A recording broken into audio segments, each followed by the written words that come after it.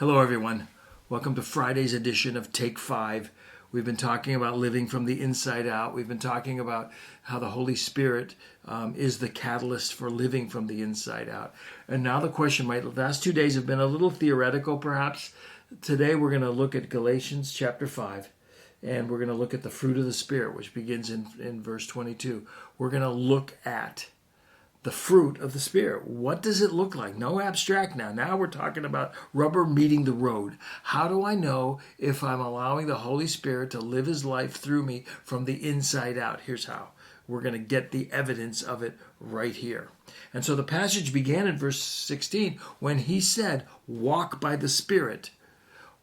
Keep in step with what the Spirit is doing. And he says, and you will not carry out the desires of the flesh. Keep in step with the Spirit, who wants you to love your neighbor as yourself, who wants you to be a great husband or wife, who wants you to display the character of Christ in all of your dealings, inside out. What does it look like? Starting in verse 22.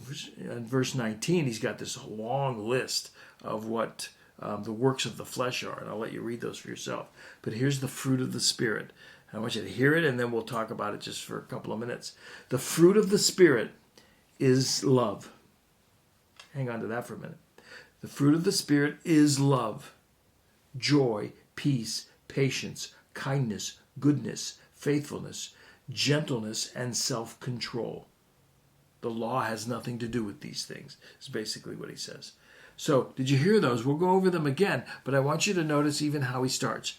And he starts with, the fruit of the Spirit is singular, is love, joy, peace, patience, kindness.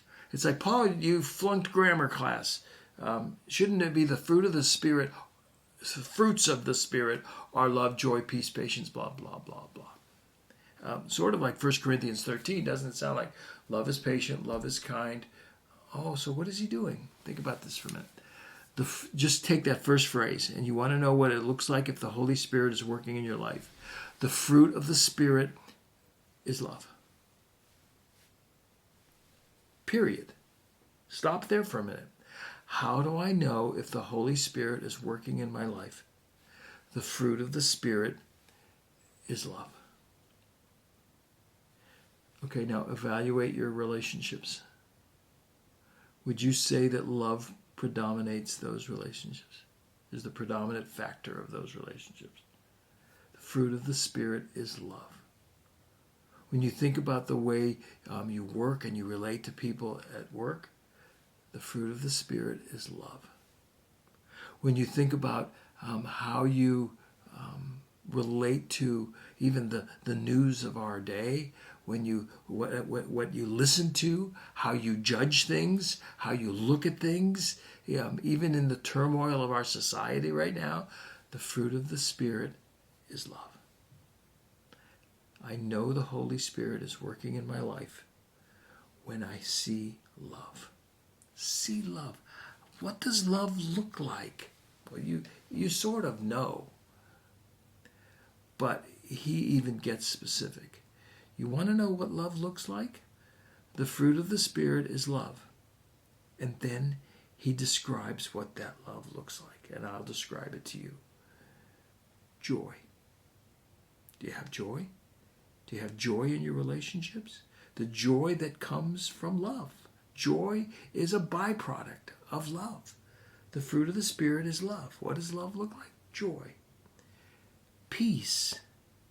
Is there peace in your heart? Is there peace in your relationships? Is there peace when you listen to the radio and some of those talking heads?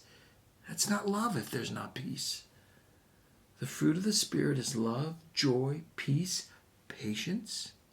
Are you patient with your children? Are you patient with the people that work for you? The fruit of the Spirit is love. What does love look like? It looks like patience. Notice how these are all inside out stuff. The fruit of the Spirit is love.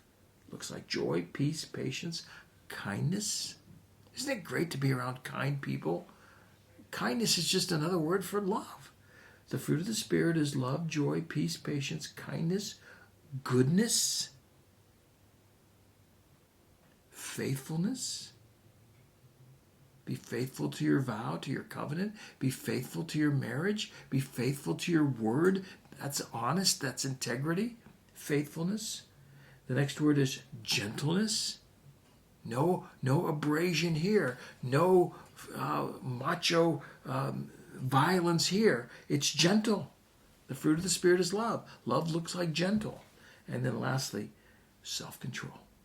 See how inside that is? Self-control. The ability to know the right thing to do and have the self-control, the power, the ability, the love to do the right thing. Life from the inside out.